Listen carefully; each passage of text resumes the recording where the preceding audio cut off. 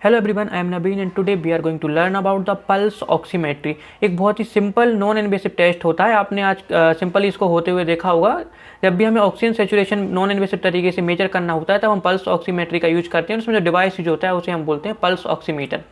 एक सस्ता सा डिवाइस होता है, 500-600 के समथिंग में ये आ जाता है। कभी इसके ऊपर हम डिटेल में वीडियो बनाएंगे और उस डिवाइस के बारे में भी डिस्कशन करेंगे। मेरे पास अवेलेबल है ये डिवाइस, तो हम इसके बारे में ब्रीफली डिस्कशन करेंगे। पहले हम समझते हैं कि पल्स ऑक्सीमेट्री बेसिकली होती क्या है। So pulse oximetry is a non invasive simple test to measure oxygen level और oxygen saturation of the blood. Pulse oximetry basically क्या है, एक नॉन इन्वेसिव टेक्निक है, एक नॉन इन्वेसिव टेस्ट है जिसकी मदद से हम बॉडी में जो ऑक्सीजन लेवल है या ब्लड में जो ऑक्सीजन सेचुरेशन है कि कितने % ऑक्सीजन वहाँ पर प्रेजेंट है, इसको हम मेजर कर सकते हैं। अब इसकी हिस्ट्री की बात करते हैं कि आखिर ये कैसे डेवलप हुई। तो सबसे पहले अगर इसकी हिस्ट्री की बात की जाए तो मैथ्यूज को फादर ऑफ ऑक्सीमेट्री कहा जाता है। ठीक है, कैसे बोलते हैं फादर ऑफ ऑक्सीमेट्री? मैथ्यूज को। हर्जमैन थे जो हमारे, उन्होंने क्या किया था, फोटो इलेक्ट्रिक फिंगर प्लीथिज्मोग्राफ का यूज़ किया था। प्लीथिज्मोग्राफ क्या होता है इसको बाद में समझेंगे, अभी इतना समझो कि हर्जमैन ने किसका यूज किया था पल्स ऑक्सीमेट्री के लिए? Photo electric finger plethysmograph. ठीक है, फोटो इलेक्ट्रिक फिंगर प्लीथिज्मोग्राफ। फिर 1975 में जो एडवांस कॉन्सेप्ट आया पल्स ऑक्सीमेट्री का, वो हमारा जापान से आया, जापान में इसको डेवलप किया गया। ठीक है, अब इसके डिवाइस की बात करें तो इसका जो डिवाइस होता है उसको हम बोलते हैं पल्स ऑक्सीमीटर। आसानी से आपको ये मिल जाएगा, इसका एक पिक भी मैं यहाँ पे लगा दूंगा ताकि आपको समझ आ पाए कि पल्स ऑक्सीमीटर कैसे दिखाई देता है। अब सबसे पहले हम इसके बात करते हैं कि ये डिवाइस आपको किस तरह वर्क करता है। तो देखो, इसकी डिफरेंट पोजीशन होती है जहाँ पर हम इसको पल्स ऑक्सीमीटर को प्लेस करते हैं। कुछ इस तरह का एक डिवाइस होता है। तो इस डिवाइस में क्या होता है हमारे पास, ये आपको डिवाइस या इसको प्रोब बोला जाता है। इसकी आपको ये बॉडी दिखाई दे रही होगी। ठीक है, ये दिखाई दे रही है आपको प्रोब की बॉडी। अब इस बॉडी में ये हमारी क्या है, हमारी एक फिंगर है। ठीक है, फिंगर में हमारी क्या जा रही है, आर्टरीज और वेन्स जा रही हैं। ये बस मैंने इसको रिप्रेजेंट किया है, इसको आप ऐसा मत समझ लेना कि आर्टरीज वेन की पोजीशन इस तरीके से होगी। ये बस रिप्रेजेंट करने के लिए, आपको दिखाने के लिए बस ये बनाया गया है। यहाँ पे आर्टरीज और ब्लड, इसको रेड बना दिया ताकि आर्टरीज में ब्लड कैसा रहता है, हमारा प्योर ब्लड रहता है, तो उसको रेड बना दिया। यहाँ पे ग्रीन बना दिया, बस ऐसे, क्योंकि मेरे पास दूसरे कलर का पेन अभी उस टाइम पे नहीं था, ब्लू वाला ठीक से काम नहीं कर रहा था, इसलिए यहाँ पे इसको ग्रीन से रिप्रेजेंट कर दिया। अब देखो, यहाँ पे हमारे पास ब्लड प्रेजेंट रहता है। हमारी फिंगर में कैसा ब्लड रहेगा, हमारे पास दोनों टाइप का ब्लड हमारे पास बह रहा होगा। कौन सा? दोनों ब्लड कौन सा फ्लो कर रहा होगा? एक तो डीऑक्सी ब्लड और ऑक्सी ब्लड। डीऑक्सी ब्लड मतलब जिसके पास कार्बन डाइऑक्साइड ज़्यादा है, और ऑक्सी ब्लड मतलब जिसके पास ऑक्सीजन ज़्यादा है। ठीक है, अब हमारे पास क्या करती है, जो हमारी जो प्रोब है, इस प्रोब में जो हमारी फिंगर के ऊपर वाला पोर्शन है, इसमें हमारे पास क्या लगा होता है, एक light emitting diode. Light emitting diode मतलब यहाँ से लाइट बेसिकली इमिट करना, मतलब लाइट बाहर निकालना है, लाइट छोड़ना। तो यहाँ से क्या निकलती है, लाइट की डिफरेंट वेवलेंथ निकालता है। जो हमारा लाइट इमिटिंग डायोड है, ये क्या करता है, रेड और इंफ्रारेड जो हमारे पास में लाइट होती है वो यहाँ से एमिट करता है। ये देखो दिखाई दे रही होंगी लाइट्स की, यहाँ पे वेवलेंथ से लाइट निकल रही है। और नीचे हमारे पास फिंगर के नीचे वाले पोर्शन में इस प्रोब की जो आर्म होती है उसमें क्या लगा रहता है, एक फोटो डिटेक्टर। फोटो डिटेक्टर मतलब जो इस लाइट को डिटेक्ट करता है। ठीक है, दोनों चीज़ें हमारे पास अवेलेबल है। ऊपर एक लाइट को एमिट करने वाला लगा हुआ है, नीचे एक लाइट को डिटेक्ट करने वाला लगा हुआ है। अब बीच में हमारे पास ये जो ब्लड होता है, ये ब्लड क्या करता है, ये इस जो ब्लड में जो कंपोनेंट प्रेजेंट है, जिसमें क्या क्या प्रेजेंट रहेगा हमारे पास, हीमोग्लोबिन के साथ में ऑक्सीजन और कार्बन डाइऑक्साइड के साथ में ऑक्सीजन, दोनों चीज़ें हमारे पास प्रेजेंट रहेंगी। तो ये जो हीमोग्लोबिन रहता है, ये डिफरेंट वेवलेंथ की लाइट को एब्जॉर्ब करता है। जैसे हमारे आर्टरी है, आर्टरी में हमारे पास कैसा ऑक्सी ब्लड होता है, तो ऑक्सी ब्लड जो होता है वो मोर इंफ्रारेड एब्जॉर्प्शन करता है। मतलब इंफ्रारेड लाइट यहाँ से निकल रही होगी, वो ज़्यादा क्वांटिटी में ये एब्जॉर्ब करेगा। जबकि जो हमारे वेन का ब्लड है या डीऑक्सी ब्लड है, वो मोर रेड एब्जॉर्प्शन करता है। मतलब रेड बैंड में जो लाइट इसके पास में आ रही होगी, तो जो हमारा डीऑक्सी ब्लड होगा, वेन वाला ब्लड होगा, वो ज़्यादा इसको एब्जॉर्ब करेगा। तो इस तरीके से ये काम करता है। तो आपको समझ में आ गया कैसे इसको प्लेस किया है हमने। यहाँ पे फिंगर है, यहाँ पे अलग अलग टाइप का हमारे पास में ब्लड प्रेजेंट है, ऑक्सी ब्लड भी है, डीऑक्सी ब्लड भी है। यहाँ से एक लाइट इमिट हुई, यहाँ पे फिंगर, यहाँ पे क्या लगा हुआ है, इसमें एक डायोड लगा हुआ है ऊपर, लाइट इमिटिंग डायोड, जो कि रेड और इंफ्रारेड लाइट को निकाल रहा है।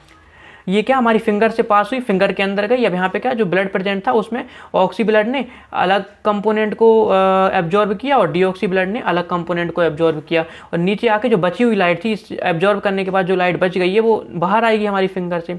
तो उसको क्या कर लेगा, जो फोटो डिटेक्टर यहाँ पे नीचे लगा हुआ है, वो इसको क्वान्टिफाई कर देगा। मतलब कि कितनी लाइट यहाँ पे एब्जॉर्ब, जितनी ज़्यादा लाइट एब्जॉर्ब हुई है उतना ऑक्सी ब्लड वहाँ पे प्रेजेंट होगा। उसी से वो क्या करता है, बाद में इसको कन्वर्ट कर देता है हमारे परसेंटाइल में, कितने % हमारे पास में हमारा सेचुरेशन है, इतने % वहाँ पे ऑक्सीजन प्रेजेंट है। तो ये तो हमारा डायग्राम हो गया, हिस्ट्री हो गई और डिवाइस हो गया।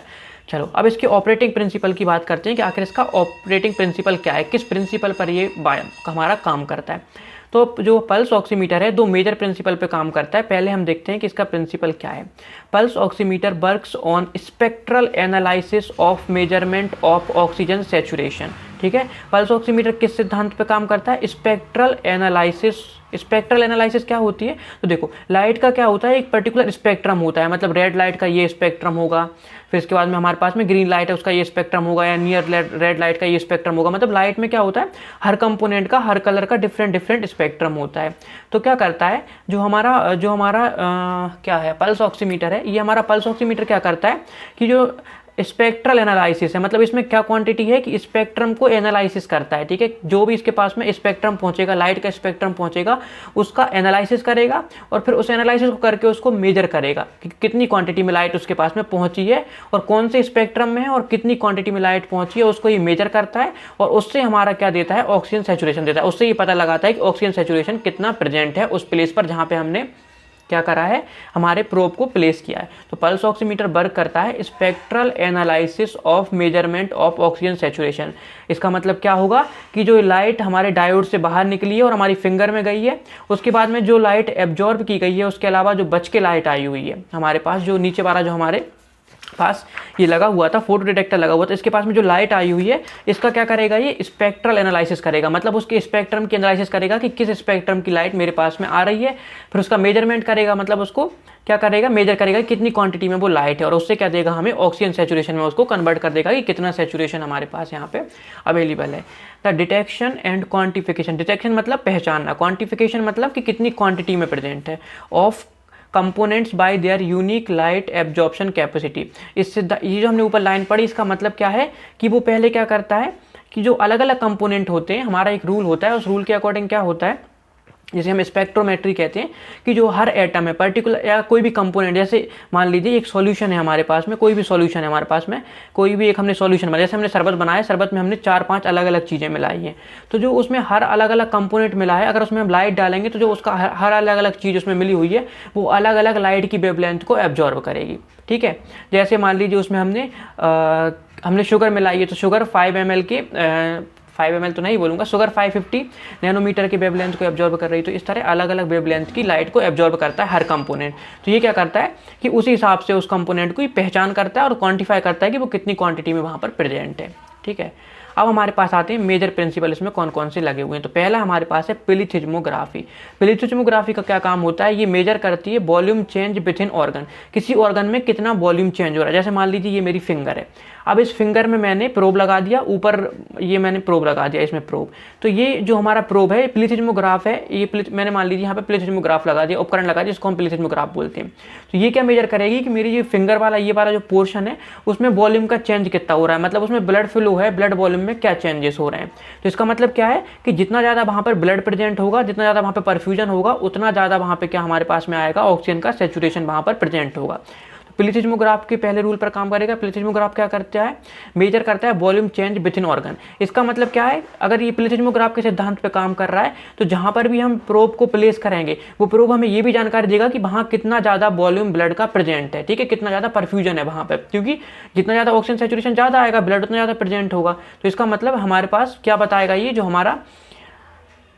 हमारे पास में प्रोब है, कौन सा प्रोब हमारे पास पल्स ऑक्सीमीटर है, ये हमें ये जानकारी भी देगा कि जिस ऑर्गन पर हमने उस प्रोब को प्लेस किया है वहाँ पर ब्लड का फ्लो किस तरह है, मतलब ब्लड का फ्लो प्रॉपर है वहाँ पर, ब्लड का वॉल्यूम वहाँ पर ठीक है या नहीं, ये भी हमें जानकारी देगा। सेकंड सिद्धांत होता है स्पेक्ट्रोमेट्री। तो स्पेक्ट्रोमेट्री क्या बोलती है, all atoms and molecule absorb a specific wavelength of light. तो स्पेक्ट्रोमेट्री क्या बोलती है कि हर मॉलिक्यूल या एटम, जो पर्टिकुलर मॉलिक्यूल है या एटम है, ये क्या करता है, एक स्पेसिफिक वेवलेंथ ऑफ लाइट को एब्जॉर्ब करता है। कैसे है पता चला हमें, क्योंकि जो हमारा ऑक्सी हीमोग्लोबिन था, जैसे हमारा एक ब्लड, मान लीजिए हमारे पास में ब्लड है, ब्लड क्या है हमारा, मान लीजिए एक जूस है, जूस में हमने 2 कंपोनेंट डाल रखे, एक है हमारा ऑक्सी हीमोग्लोबिन, दूसरा है रिड्यूस्ड हीमोग्लोबिन या डीऑक्सी हीमोग्लोबिन, जिसमें कार्बन डाइऑक्साइड ज़्यादा है। तो जो हमारा ऑक्सी हीमोग्लोबिन होता है, ये क्या करता है, नियर इंफ्रारेड बैंड, मतलब जो हमने इंफ्रारेड लाइट छोड़ी है उसको ज़्यादा एब्जॉर्ब करेगा, और जो रिड्यूस्ड हीमोग्लोबिन है, मतलब डीऑक्सी हीमोग्लोबिन है, ये किसको ज़्यादा एब्जॉर्ब करता है, रेड लाइट को, ठीक है। रिड्यूस्ड हीमोग्लोबिन रेड लाइट को ज़्यादा एब्जॉर्ब करता है और oxy haemoglobin near infrared light को, जो इंफ्रारेड लाइट होती है उसको ज़्यादा एब्जॉर्ब कर लेता है। तो यही हमारे पास स्पेक्ट्रोमेट्री का सिद्धांत है। स्पेक्ट्रोमेट्री क्या बोल रही है कि हर मॉलिक्यूल या एटम एक स्पेसिफिक लाइट की वेवलेंथ को एब्जॉर्ब करता है, मतलब अलग अलग लाइट की वेवलेंथ को एब्जॉर्ब करता है। The light emitting diode emit 2 different wavelength, red and infrared of light. जो लाइट एमिटिंग डायोड हमारे पास लगा हुआ है, ये जो दिखाई दे रहा है, ये डायोड जो है ये दो डिफरेंट लाइट की वेवलेंथ हमारी फिंगर में छोड़ता है। कौन कौन सी? रेड और इंफ्रारेड। हाँ, अब रेड और इंफ्रारेड में से 660 नैनोमीटर के समथिंग ये होती है। अब इसमें से जो ऑक्सी हीमोग्लोबिन है वो क्या करता है, नियर इंफ्रारेड को ज़्यादा एब्जॉर्ब कर लेगा, और जो रिड्यूस्ड हीमोग्लोबिन है वो क्या करता है, हमारा एब्जॉर्ब करता है रेड लाइट को ज़्यादा क्वांटिटी में। तो इस तरीके से ये क्वांटिफिकेशन और डिफ्रेंशिएशन करता है between the oxy and deoxy haemoglobin. अब हम बात करते हैं कैलकुलेशन। तो कैलकुलेशन का क्या फॉर्मूला होता है हमारा? कैलकुलेशन का फॉर्मूला आता है, अगर हमें ऑक्सीजन सैचुरेशन का परसेंटेज निकालना है तो उसका फॉर्मूला होता है ऑक्सीजन सैचुरेशन इक्वल्स टू, ये सी हमारा रिप्रेजेंट कर रहा है कॉन्सेंट्रेशन को। सी क्या है? कॉन्सेंट्रेशन। HbO2 मतलब हीमोग्लोबिन जो ऑक्सीजन के साथ में बंधा हुआ है, हीमोग्लोबिन जो ऑक्सीजन के साथ में बंधा हुआ है। HbO2 का मतलब होगा ऑक्सी हीमोग्लोबिन, या वो ऑक्सीजन जो हमारे उस प्लेस पर हीमोग्लोबिन के साथ में बाइंड है। ठीक है, तो कॉन्सेंट्रेशन ऑफ ऑक्सी हीमोग्लोबिन ऊपर लिखा हुआ है, नीचे हमारे पास में क्या है, concentration of oxy haemoglobin plus concentration of deoxy haemoglobin. Deoxy haemoglobin मतलब जो हमारा ऑक्सीजन के साथ में बाइंड नहीं है, इनटू 100%। किस परसेंटेज कैसे निकालते हैं? एक कंपोनेंट, जिस कंपोनेंट का के बारे में हमें पता करना है, क्वांटिटी का पता करना है, उसको अपन ऊपर रखते हैं और बाकी सारा जो क्वांटिटी होती है उनको जोड़कर उसके अपॉन में रख देते हैं अपन, इनटू 100 का मल्टीप्लाई करते हैं, क्योंकि परसेंटेज हमें पता करना है। तो इस तरीके से इस फॉर्मूले से आप कैलकुलेट कर सकते हो हमारा कि पल्स ऑक्सीमीटर है वो, पल्स ऑक्सीमीटर के थ्रू हमारा ऑक्सीजन सैचुरेशन हमें कितना मिला है, इस फॉर्मूले के थ्रू आप कैलकुलेट कर सकते हो। वैसे आजकल मशीनें खुद से कैलकुलेट करके दे देती है, तो आपको इतनी मेहनत तो नहीं करनी पड़ेगी।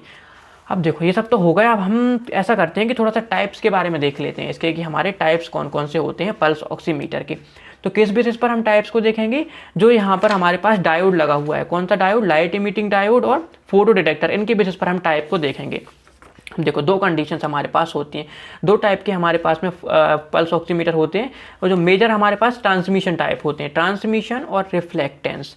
अब नाम से क्लियर है, ट्रांसमिशन मतलब ट्रांसमिट कर रहा है, मतलब क्या रहेगा इसमें, कि इसमें इस तरीके का सिस्टम रहता है कि जो फोटो इमिटिंग डायोड रहता है हमारे पास, जो लाइट इमिटिंग डायोड है हमारा, वो फिंगर के एक तरफ रहेगा, और जो डिटेक्टर है वो फिंगर के दूसरी तरफ रहेगा। ठीक है, समझ गए? कि जैसे मान लीजिए ये मेरी फिंगर है, ये मेरी उंगली है, तो जो हमारा जो हमारा लाइट इमिटिंग डायोड है वो ऊपर लगा रहेगा, और जो हमारा डिटेक्टर है वो नीचे लगा रहेगा, फोटो डिटेक्टर है वो नीचे लगा रहेगा। तो क्या होगा, यहाँ से जो फोटो इमिटिंग डायोड है वो क्या करेगा, हमारी रेड और इंफ्रारेड लाइट को निकालेगा, पूरी फिंगर से ये पास करेगी, और पूरी फिंगर से पास करने के बाद में नीचे पहुंचेगी, जो हमारा डायोड लगा हुआ है यहाँ पर, और डायोड क्या करेगा, उसको डिटेक्ट करेगा। मतलब दोनों अलग अलग साइड पे प्लेस है हमारे फिंगर के या पर्टिकुलर लोकेशन के। लेकिन जो हमारा रिफ्लेक्टेंट टाइप है, रिफ्लेक्टेड टाइप में क्या होता है, दोनों एक ही साइड लगे होते हैं, मतलब हमारा लाइट इमिटिंग डायोड भी यहीं लगा हुआ है और हमारा डिटेक्टर भी यही लगा हुआ है। तो यहाँ पे क्या होगा, लाइट जाएगी, लाइट फोटो इमिटिंग डायोड से निकलेगी, हमारे अंदर जाएगी, यहाँ पे हमारे टिश्यूज़ के पास में जो ब्लड है वहाँ पर जाएगी, हमारे ब्लड वेसल्स में ब्लड है वहाँ पर जाएगी, वहाँ से जो लाइट रिफ्लेक्ट होगी, रिफ्लेक्ट होकर जो लाइट बाहर आएगी उसे हमारे डिटेक्टर यहाँ पे क्या करेगा, नोटिस करेगा, और उसके बेसिस पर हमें जानकारी देगा। तो क्या फ़र्क है दोनों में? ट्रांसमिशन में क्या होता है, ट्रांसमिशन में लाइट इमिटिंग डायोड ऊपर लगा हुआ है और डिटेक्टर नीचे लगा हुआ है, जबकि रिफ्लेक्टेंट में दोनों की पोजीशन कहाँ है, हमारी एक ही उस पर है, जैसे फिंगर के ऊपर है, फिंगर के नीचे हमारे एक ही साइड पर ही दोनों लगे हुए हैं। और हमें ट्रांसमिशन बेस्ड जो हमारा ट्रांसमिशन टाइप का पल्स ऑक्सीमीटर होता है वो हमें मेजरली दिखाई देता है, मेजरली हम इसका यूज करते हैं, और सस्ता भी पड़ता है और ज़्यादा उपयोगी भी है। अब बात करते हैं इसके इंडिकेशंस। इंडिकेशंस का मतलब होता है कि आप पल्स ऑक्सीमीटर को कहाँ यूज करोगे। अब आप मार्केट गए, मार्केट चले गए, आप अब लेके आ गए, आप मतलब आपने 500-600 रुपये का पल्स ऑक्सीमीटर खरीद लिया। अब आप पहुँचे ICU में, अब आप कह रहे हो कि पल्स ऑक्सीमीटर का मैं करूँ क्या। तो इसको मैं बता देता हूँ आपको क्या करने वाले हो आप उस पल्स ऑक्सीमीटर के साथ में। तो आप पेशेंट्स के पास में पहुँचोगे, ऐसे पेशेंट जिनमें एनी कंडीशन व्हेन हाइपोक्सिया में ऑकर, कोई भी ऐसी कंडीशन जहाँ पर हाइपोक्सिया हो सकता है। हाइपोक्सिया का मतलब होता है ऑक्सीजन की कमी। हाइपोक्सिया का मतलब होता है हमारा ब्लड में ऑक्सीजन की कमी, और हाइपोक्सेमिया का मतलब होता है टिश्यू में ऑक्सीजन की कमी। हाइपोक्सिया का मतलब होता है टिश्यू में ऑक्सीजन की कमी, और हाइपोक्सेमिया का मतलब होता है ब्लड में ऑक्सीजन की कमी। तो एनी कंडीशन जहाँ पे हाइपोक्सिया हो सकता है, उन कंडीशंस में हम इसका यूज कर सकते हैं जानने के लिए कि ऑक्सीजन सैचुरेशन कितना है। पहली कंडीशन हमारी जैसे स्लीप एपनिया। स्लीप एपनिया में क्या होता है, बहुत सारे पेशेंट जब सोते हैं तो उस कंडीशन में डिसीज होती है, स्लीप एपनिया से बोला जाता है। जब हम डिसीज के बारे में डिस्कस करेंगे तब स्लीप एपनिया को हम थोड़ा और गहराई से जानेंगे और डिस्कस करेंगे इसके बारे में ब्रीफली। अभी समझो कि इसमें क्या हो जाता है, पेशेंट्स का जो नॉर्मल रेस्पिरेशन साइकिल होता है वो भी हमारा अफेक्टेड होता है, जिसमें पेशेंट को हाइपोक्सिया होता है बार बार सोते टाइम पर, जिससे उसकी बार बार नींद खुलती है। सेकंड कंडीशन सीवियर निमोनिया, किसी पेशेंट, निमोनिया में क्या होता है, निमोनिया में हमारे जो एल्वियोलाई है लंग्स के अंदर, उनके अंदर हमारा फ्लूइड भर जाता है, जिससे क्या होता है पेशेंट को सांस लेने में दिक्कत होती है, सांस से रिलेटेड प्रॉब्लम्स हो जाती है, रेस्पिरेटरी ट्रैक्ट का एक डिसऑर्डर है। उसी तरह ब्रोंकाइटिस की कंडीशन हो जाती है, तो ब्रोंकाइटिस में भी क्या हो जाता है, हमारी जो एयरवे लिनिंग है उसमें क्या इन्फ्लेमेशन वगैरह होता है, टूट फूट होती है। तो जब सीवियर निमोनिया या ब्रोंकाइटिस का केस होता है तब भी हाइपोक्सिया होती है, तब भी हम ये चेक कर सकते हैं पेशेंट को कि उसका सैचुरेशन लेवल क्या चल रहा है। अगली condition obstructive and restrictive lung disease, lung की सारी डिसीज इसी में आ जाती है। ऑब्स्ट्रक्टिव मतलब किसी तरह का कोई ऑब्स्ट्रक्शन आ रहा है जिससे पेशेंट प्रॉपर्ली एयर को एक्सहेल नहीं कर पा रहा है। रिस्ट्रिक्शन का मतलब क्या होता है कि कोई ऐसी कंडीशन जहां पर लंग प्रॉपर्ली एक्सपेंड नहीं हो पा रहा है, मतलब प्रॉपर्ली पेशेंट सांस नहीं ले पा रहा है। अब अगर ऑब्स्ट्रक्शन और रिस्ट्रिक्शन को आपको डिटेल में समझना है तो इसका मैं कमेंट सेक्शन में लिंक प्रोवाइड कर दूंगा, आप उसकी वजह से इसको समझ सकते हैं। अगली कंडीशन होती है हमारी to evaluate how helpful is ventilator. Ventilator हमारी ऑक्सीजन थेरेपी के दौरान कितनी मदद कर रहा है उसको जानने के लिए हम ऑक्सीजन सैचुरेशन चेक करने के लिए इसका यूज कर सकते हैं। To determine how helpful oxygen therapy, oxygen therapy हमारी कितनी मददगार साबित हो रही है पेशेंट के लिए, तब ऑक्सीजन का लेवल चेक करने के लिए हम इसका यूज कर सकते हैं। To evaluate oxygen level during and after surgical procedure, surgical procedure के दौरान हमारा ऑक्सीजन लेवल क्या है और सर्जिकल प्रोसीजर के बाद पेशेंट का ऑक्सीजन लेवल क्या है, ये जानने के लिए भी इसका यूज करते हैं। To assess how well a new lung medication is working, कितनी अच्छी तरीके से हमारा लंग का ट्रीटमेंट जो है वो काम कर रहा है, उसको जानने के लिए भी हम इसका उपयोग कर सकते हैं। अब कुछ कंडीशंस आती है जहाँ पे हम प्रोब को प्लेस कर सकते हैं, ठीक है। साइट ऑफ प्रोब प्लेसमेंट मतलब जो हमारा जो प्रोब है, हमारा जो पल्स ऑक्सीमीटर है, उसे हम कहाँ कहाँ प्लेस कर सकते हैं, कहाँ कहाँ हम उसको प्लेस कर सकते हैं, उसको बोलते हैं साइट ऑफ प्रोब प्लेसमेंट। तो फोरहेड मतलब हमारा फ्रंट वाला जो हेड है वहाँ पर प्लेस कर सकते हैं। ईयर मतलब कान, नोज मतलब नाक, चीक मतलब हमारे गाल, टंग, इसके अलावा फिंगर, जो फिंगर की पोजीशन है हमारे पास यहाँ पे प्लेस करने की जो पोजीशन है वो सबसे कॉमन होती है, मेजरली हम यहीं पे यूज करते हैं।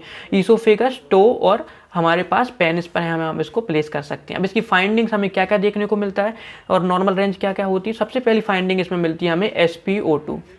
सबसे पहली फाइंडिंग हमारे पास में क्या है, SpO2। SpO2 बेसिकली क्या है, हमारा ऑक्सीजन लेवल है। ऑक्सीजन लेवल है हमारा कि उस पर्टिकुलर प्लेस पर वहाँ पर ऑक्सीजन लेवल क्या है। तो ये हमारा कितना होना चाहिए, ग्रेटर देन इक्वल टू 95% होना चाहिए, मतलब अगर 95% के ज़्यादा है उसके बराबर है तो ये नॉर्मल कंडीशन में। पल्स रेट कितना होना चाहिए हमारा, पल्स रेट मतलब पर्टिकुलर वो जर्क जो कि ब्लड के द्वारा उस बेसल्स पर लगाया जा रहा है। तो 60 to 100 बीट्स पर मिनट, ये हार्ट रेट को रिप्रेजेंट कर रही है। अगर 60 to 100 बीट्स पर मिनट हमारी पल्स रेट है तो ये नॉर्मल काउंट की जाती है। थर्ड चीज़ जो हमें इससे मिलती है वो मिलती है हमें परफ्यूजन इंडेक्स, जो कि परफ्यूजन इंडेक्स का मतलब कि जिस प्लेस पर, जैसे हमने हमारी फिंगर पर यहाँ पर हमने वो लगा, हमारा प्रोब लगाया, हमारा पल्स ऑक्सीमीटर लगाया, तो यहाँ पर हमारा जो ब्लड का परफ्यूजन है, परफ्यूजन का मतलब कि पर्टिकुलर अमाउंट में वहाँ पे एक अच्छे अमाउंट में ब्लड प्रेजेंट है कि नहीं, उसको बोलते हैं हम परफ्यूजन इंडेक्स। जितना अच्छा ब्लड अमाउंट प्रेजेंट होगा उतना परफ्यूजन इंडेक्स होगा, जितना अच्छा वहाँ पे ब्लड आ रहा होगा, ब्लड फ्लो होगा, उतना अच्छा परफ्यूजन इंडेक्स होगा।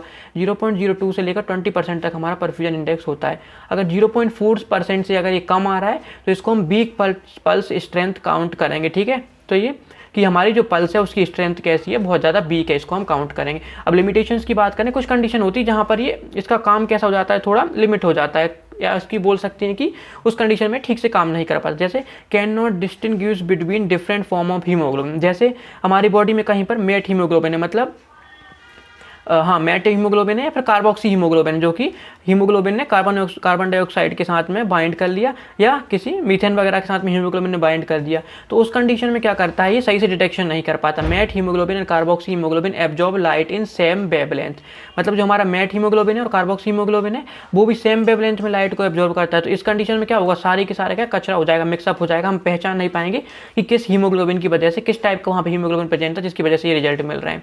अगली कंडीशन सिग्नल लॉस। कई कंडीशन में क्या हो जाता है, जब हमारे पास में इसमें जो बैटरीज डली होती हैं, उन बैटरीज की वजह से कभी कभी क्या उनकी अगर स्ट्रेंथ कम हो तो ये सिग्नल लॉस कर देता है, हमें जब जरूरत पड़ती है तब काम नहीं कर पाता। थर्ड, ओवर या अंडर एस्टिमेशन, कभी कभी ओवर एस्टिमेशन कर लेता है, मतलब बहुत ज़्यादा अच्छी रीडिंग दे देगा, कभी कभी अंडर एस्टिमेशन कर देगा। एकदम अचानक से आपको लगेगा कि आप सोचोगे कि पेशेंट बिल्कुल नॉर्मल है तो इसका सैचुरेशन 90% होना चाहिए, लेकिन आपको 70% शो करने लगेगा। ऐसा कब होता है कि रिड्यूस्ड परफ्यूजन, मतलब वहाँ पे पर्टिकुलर ब्लड फ्लो ना हो, ब्लड फ्लो पूरा कब नहीं होगा वहाँ पे, जैसे बहुत देर से ठंडाई में हाथ रख, जैसे उसने मान लीजिए बर्फ में उसका हाथ रखा हुआ था बहुत टाइम के लिए, तो ठंडा हाथ हो गया, तो इस कंडीशन में वहाँ पर क्या प्रेजेंट नहीं है, वहाँ पे परफ्यूजन पूरे अमाउंट में वहाँ पर प्रेजेंट नहीं होगा। जैसे कोल्ड की कंडीशन में आप देखें, जब बहुत देर आपका हाथ ठंडा हो जाता है ना, तो उस कंडीशन में सही रिजल्ट प्रोवाइड नहीं कर पाता, रिजल्ट ही प्रोवाइड नहीं करता। तो इस कंडीशन में आप क्या करेंगे, पेशेंट का हाथ को थोड़ी देर के लिए रब करके उसे गर्म करेंगे, उस साइड को जहाँ पर हमें प्रोब प्लेस करना है, उसके बाद में आप रीडिंग लेंगे। इसके अलावा जब नेल पेंट लगा रहेगा तो 99% ये गलत रीडिंग ही देगा। मतलब अगर किसी ने नाखून पॉलिश वगैरह लगा रखा है, नेल पॉलिश वगैरह लगा रखा है, तो उस कंडीशन में ये गलत रीडिंग देता है। तो आपको नेल पेंट वहाँ से रिमूव करना पड़ेगा, या नेल बेनिस लगी हुई है तब भी वहाँ पे गलत रीडिंग हमारे पास आती है। मैंने कई पेशेंट में देखा है कि रीडिंग्स गलत आती हैं। मैंने खुद ही एक बार कुछ नेल पे अप्लाई किया होता है, इसके बाद में मैंने इसको लगा के देखा तो मेरी 70% दे रहा था, और जब मैंने उसको हटाया तो 95% से अब थी जो रीडिंग आ रही थी मेरी SpO2 की। कार्डियक अरेस्ट के केस में भी ये ज़्यादातर गलत रीडिंग हमारे पास में देखने को मिलती है। इसके अलावा ब्राइट ओवरहेड लाइट, जैसे हमने यहाँ पर अभी क्या करा है, प्रोब को प्लेस करके रखा हुआ है, अगर ऊपर से लाइट बहुत तेजी से आ रही है, जैसे अभी यहाँ पे ऊपर एक बल्ब लगा हुआ है, मान लीजिए तेज लाइट वाला बल्ब लगा हुआ है, और अगर वो ओवरहेड लाइट कैसी आ रही है, बहुत ज़्यादा ब्राइट है, तो उस कंडीशन में भी हमारा क्या हो जाता है, अंडर या ओवर एस्टिमेशन देखने को हमें यहाँ पर मिल जाता है। तो ये हमारा पल्स ऑक्सीमेट्री का सारा कॉन्सेप्ट था। आई होप कि आपको इसमें कोई भी अब कन्फ्यूजन नहीं बचा होगा। अगर इससे रिगार्डिंग में आपको कोई भी कन्फ्यूजन अभी भी बचा हुआ है तो कमेंट सेक्शन में आप इसके रिगार्डिंग में मुझसे पूछ सकते हो। और अगर आपके कोई सुझाव है जिसकी मदद से हम अपने वीडियोज़ को या अपनी जो यहाँ पे मैं आपको लेक्चर्स में प्रोवाइड कर रहा हूँ कंटेंट, उसको इम्प्रूव कर सकूँ, तो प्लीज़ ज़रूर बताइएगा। And thank you for watching this video.